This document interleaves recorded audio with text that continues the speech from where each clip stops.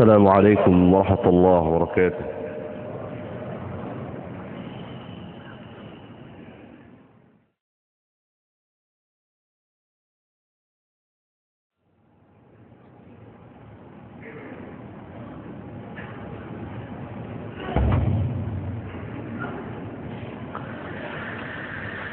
إن الحمد لله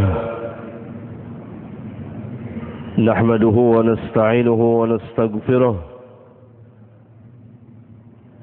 ونعوذ بالله من شرور أنفسنا ومن سيئات أعمالنا.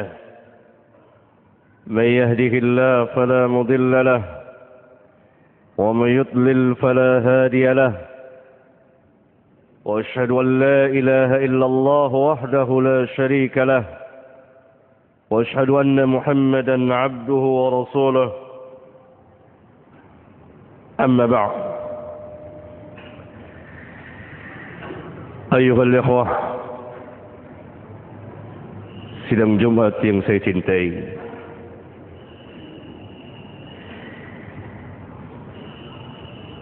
kita hidup di satu negeri yang kehidupan keagamaannya, yang saya maksudkan kehidupan keagamaan al-Islam, beragam.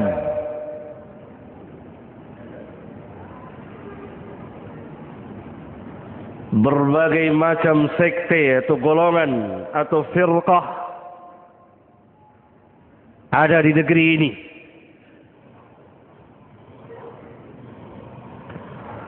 Mau cari yang mengingkari hadis atau sunnah, ada. Mau cari orang yang beragama tanpa salat pun ada. Dan seterusnya. Sehingga sebagian kaum muslimin bingung. Yang mana yang harus saya pegang dan saya ikuti?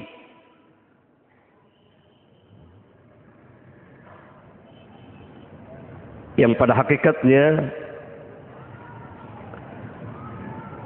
kalau kita kembali kepada Al-Quran dan Sunnah, kita akan dapati jawabannya.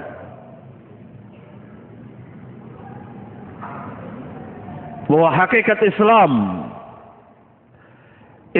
yang disebutkan dalam Al-Quran dan hadis, Islam yang dibawa oleh Rasulullah sallallahu alaihi wasallam, Islam yang beliau amalkan, Islam yang beliau dakwakan, Islam yang beliau ajarkan kepada para sahabat, kemudian didakwakan dan diamalkan oleh para sahabat.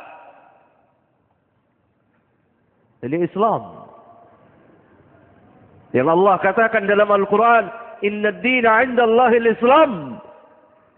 Tidak ada agama yang sah di sisi Allah kecuali al-Islam.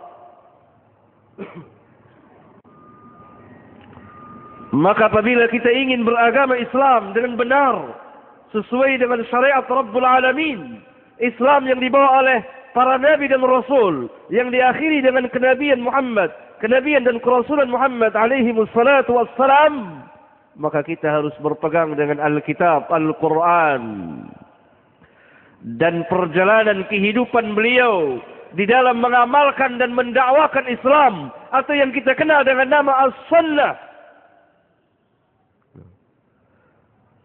Yang kemudian keduanya ini, Al-Quran dan Sunnah, didakwakan oleh para sahabat sebagai penyambung lidah beliau yang mendakwakan Islam kepada manusia sesuai dengan perintah beliau kepada mereka, "Ballighu anni walau ayah." Sampaikan dariku meskipun sejumlah saja. Dalam sebuah hadis sahih riwayat Bukhari. Perintah ini pertama kali Nabi tujukan kepada para sahabat. Maka para sahabatlah orang pertama, mereka yang pertama berdakwah tentang Islam. Mereka orang-orang yang pertama mengamalkan Islam, mendakwakan Islam kepada manusia. Dalam hadis yang lain yang dikeluarkan oleh Bukhari dan Muslim, pada haji perpisahan yang kita kenal dengan nama Hajjatul Wada',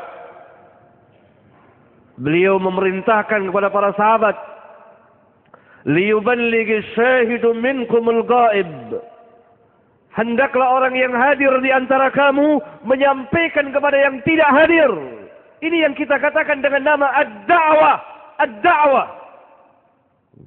Mengajak dan menyuruh manusia ke jalan Allah Tabaraka wa Ta'ala. Sebagaimana Allah Subhanahu wa Ta'ala perintahkan Nabi dan Rasulnya yang mulia sallallahu alaihi wasallam, "Qul hadhihi sabili ad'u ila Allah ala basiratin ana wa man ittaba'ani." Katakan ya Muhammad kepada mereka, inilah jalanku, siratal mustaqim, jalan Allah yang lurus.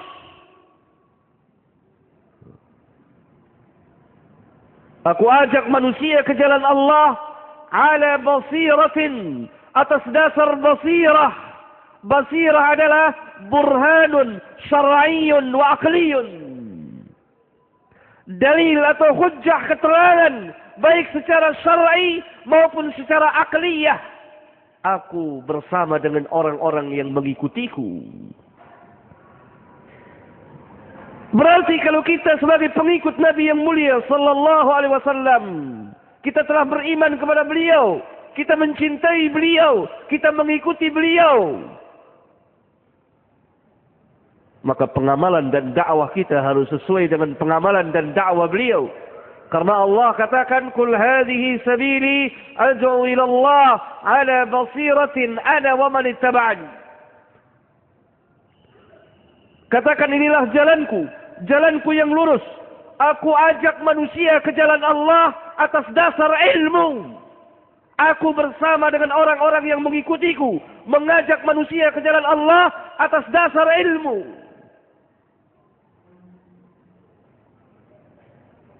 Maka Islam mendasari segala sesuatu dengan ilmu.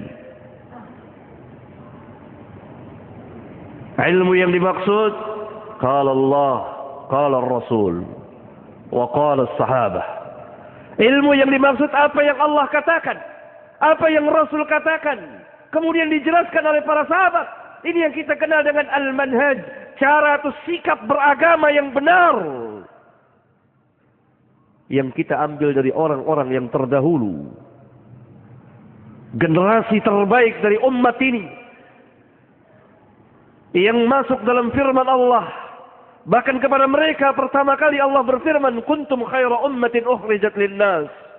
Kamulah sebaik-baik manusia yang Allah bangkitkan, sebaik-baik umat yang Allah bangkitkan, keluarkan untuk manusia. Keluar di sini bukan khurut 3 seminggu, sebulan atau 4 bulan, bukan.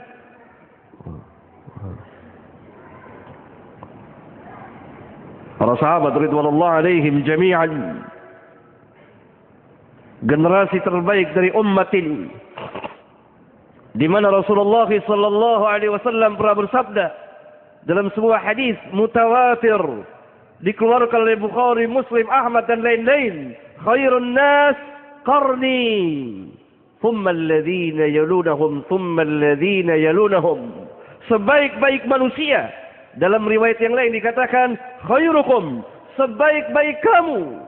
Dalam riwayat yang lain dikatakan khairu hadhil ummah, sebaik-baik umat ini. Dalam riwayat yang lain dikatakan khairu ummati, sebaik-baik umatku yang hidup pada zamanku, para sahabat. Kemudian yang sesudah mereka tabi'in. Kemudian yang sesudah mereka tabi'ut tabi'in. 3 generasi terbaik dari umat ini. Maka kita mengambil agama dari mereka. Bagaimana cara mereka beragama, bagaimana mereka mengamalkan Islam, bagaimana mereka mendakwakan Islam. Aqulu qawli hadha wa astaghfirullah li wa lakum.